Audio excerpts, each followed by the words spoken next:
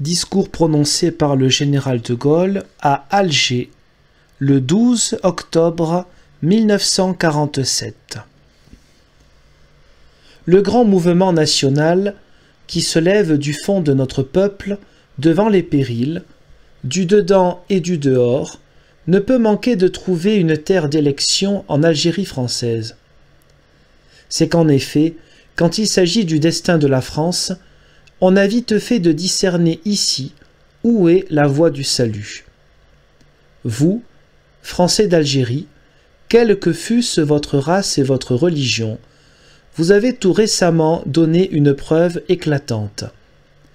Au moment décisif de la guerre, pour chasser d'Afrique, en commun avec nos alliés, les forces d'Hitler et de Mussolini, puis les battre en Italie, ensuite arracher la métropole aux envahisseurs, enfin aller au cœur de l'Allemagne abattre la puissance ennemie, ce sont vos hommes qui ont fourni la grande partie de notre armée victorieuse et versé, en proportion, le plus de sang sur les champs de bataille. En même temps, la population supportait avec un courage exemplaire les dures privations imposées par la guerre. À moi-même, qui, au milieu de vous, portez alors la charge que vous savez, au service de la patrie, il appartient de témoigner de quel poids ont pesé dans la libération vos efforts et vos sacrifices. C'est vous dire avec quelle confiance la France victorieuse, mais de nouveau menacée, porte aujourd'hui ses regards vers vous. Je dis la France menacée. Il n'y a pas un homme de bon sens qui ne voit, en effet, apparaître à l'horizon les plus inquiétantes perspectives.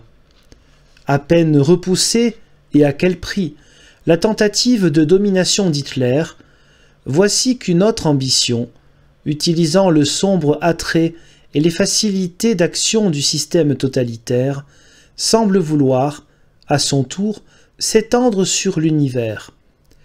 La Russie soviétique, tirant parti des succès remportés en commun, a établi sa domination sur les 2/3 de l'Europe.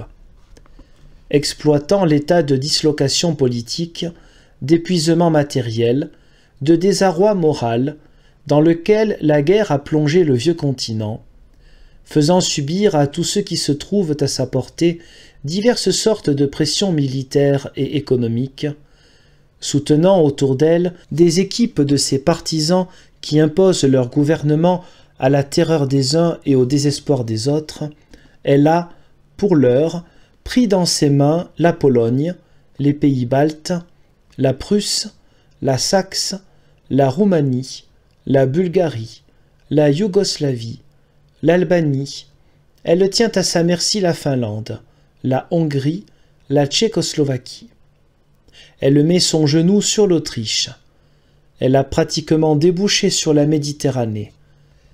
Devant une telle rupture d'équilibre, les règlements de la paix, la coopération européenne, l'organisation du monde, deviennent infiniment malaisés. Il en résulte une tension générale qui pèse d'un poids écrasant sur la sécurité et la reconstruction de tous, et d'abord sur celle de la France.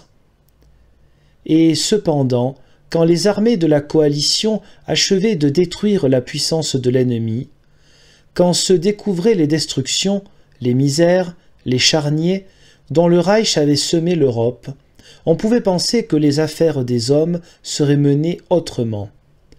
On pouvait croire que la Russie soviétique, instruite par l'épreuve, ravagée par l'invasion, décimée par les batailles, et d'autre part entourée d'une attentive considération en raison du rôle qu'elle avait joué dans la victoire commune, voudrait prendre dans le concert des nations cette place éminente qui revient aux forts, dès lors qu'ils savent modérer les entraînements de leur puissance. On pouvait espérer que Moscou, ayant acquis d'importants avantages de frontières et se trouvant débarrassé de la menace allemande, chercherait à bâtir son avenir sur la coopération et non point sur l'oppression des autres. Mais tout nous donne, au contraire, à croire qu'il en est bien autrement. Et pourtant, c'est ainsi que la France a voulu, d'abord, envisager l'avenir. Dès 1941, lorsque Hitler, déchirant le traité que Moscou avait conclu avec lui moins de 2 ans auparavant, envahit le territoire russe, la France libre noua aussitôt des rapports diplomatiques et militaires avec le gouvernement des Soviets. En décembre 1944, c'est dans le même esprit d'alliance pour la guerre et de coopération pour la paix que je me suis moi-même rendu à Moscou et que j'ai proposé au généralissime Staline le pacte qui fut alors conclu. Cette attitude de la France procédait, certes, des sentiments séculaires d'amitié que notre peuple nourrit à l'égard du peuple russe, et que les efforts accomplis en commun depuis le mois de juin 1941 n'avaient pu que confirmer. Mais elle répondait aussi à l'intention, alors partagée par l'Amérique et par l'Angleterre, d'introduire la Russie dans la communauté internationale pourvu qu'elle en observât les règles. Cela impliquait, naturellement, que la Russie soviétique traitât ses voisins comme des nations indépendantes et formées de citoyens libres, et non point comme des instruments asservis à sa politique. Cela impliquait également que Moscou ne cédât point à des visées d'hégémonie.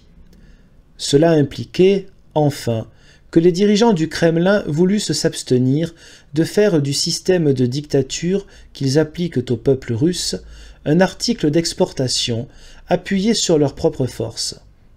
Ces 3 conditions sont, en effet, de celles dont la France ne saurait accepter qu'elles soient violées en Europe, sous peine de signer elle-même sa déchéance. Il faut bien constater que la politique menée par les soviets ne correspond aucunement à ces nécessités de la sécurité française et de la paix générale. La nation le sent profondément.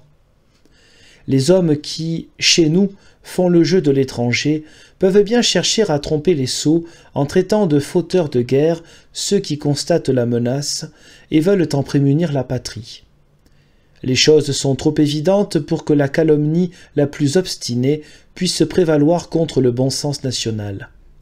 Bien mieux, ce bon sens discerne que ce que les séparatistes appellent leur politique, leur tactique, leur propagande, est employé exclusivement à cultiver la confusion dont la France se trouve affaiblie et à servir, en tout et toujours, l'impérialisme de leur maître. Et voici, comble d'insolence, qu'ils viennent de publier eux-mêmes qu'ils ne sont rien que les délégués de cette entreprise étrangère qui prétend absorber la France à son tour. Bien entendu, c'est sur l'Afrique française que les séparatistes portent un de leurs plus grands efforts de dislocation. Cela ne s'explique que trop bien, que la France se trouvât absorbée au-delà de la Méditerranée par les plus grands embarras possibles, qu'elle se divisa elle-même sur la manière d'y parer, qu'elle y perdit vis-à-vis des populations une part de son prestige, elle en serait diminuée, d'autant moins apte par conséquent à faire face à ces difficultés du dedans et du dehors. D'autre part, des désordres qui surviendraient de ce côté de la mer pourraient provoquer dans le monde des campagnes de parti pris et exciter chez certains de vieux relents de rivalité. Il en résulterait, entre notre pays et telle ou telle démocratie, des frictions fort profitables à ceux qui veulent diviser pour régner. Enfin, si un conflit armé devait un jour se produire, donnant à l'Afrique, et spécialement à sa côte nord, une importance stratégique capitale, la France se trouverait fort en peine d'utiliser pour sa défense des territoires en proie à l'anarchie. On voit donc très bien pourquoi le parti de la dislocation nationale fait de notre Algérie et de l'Union française des objectifs essentiels de son action malfaisante. On voit pourquoi les mauvais apôtres s'appliquent à aggraver les difficultés multiples qui se dressent, là comme ailleurs. Des difficultés, certes. Comment n'y en aurait-il pas ? Ce n'est pas à vous que je vais décrire celles qui résultent de la cohabitation sur la terre algérienne d'éléments très différents par les races et les religions.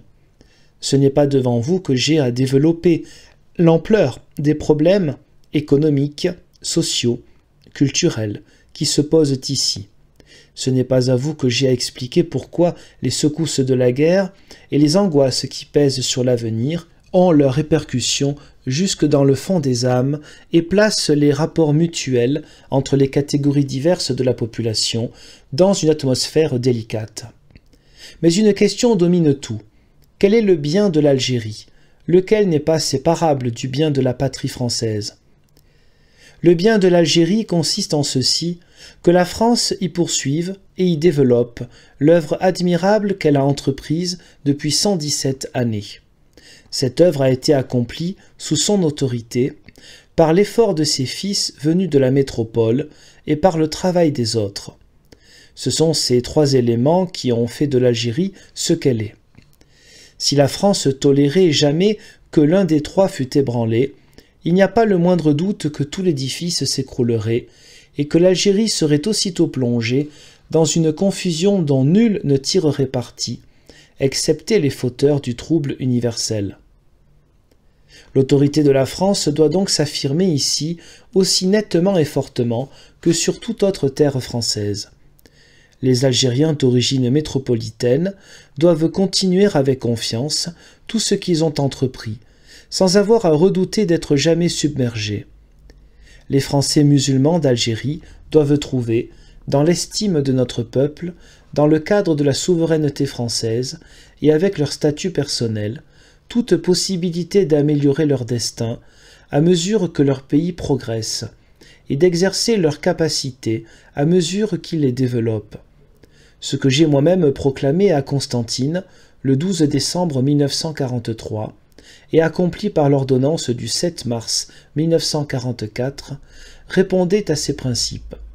Toute politique qui, sous le prétexte fallacieux d'une évolution à rebours, aurait pour effet de réduire ici les droits et les devoirs de la France, ou bien de décourager les habitants d'origine métropolitaine, qui furent et qui demeurent le ferment de l'Algérie, ou bien, enfin, de donner à croire aux Français musulmans qu'il pourrait leur être loisible de séparer leur sort de celui de la France, ne ferait, en vérité, qu'ouvrir la porte à la décadence. On s'explique donc que ceux des Français qui tiennent, comme il le faut, à ce qui a été accompli ici, n'accueillent pas sans malaise le statut récemment promulgué, non pointant à cause du texte, quelques réserves qu'il mérite, qu'en raison de l'ambiance d'incertitude, d'irréalisme, souvent de surenchère, dans laquelle il fut adopté.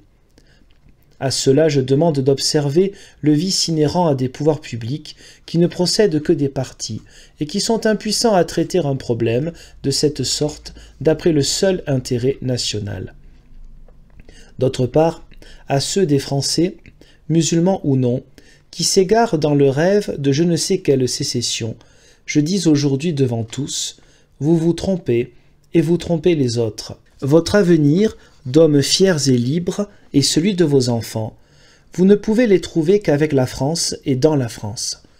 Les conditions inhérentes à la vie de l'Algérie, dont vous vous impatientez mais qui tiennent à la nature des choses, les abus qui vous mécontentent, mais que vous devez contribuer à réformer, que sont-ils en comparaison des douleurs, des contraintes, des humiliations, qui vous attendraient à coup sûr, si jamais la France, en reculant, rompait les digues de l'Occident.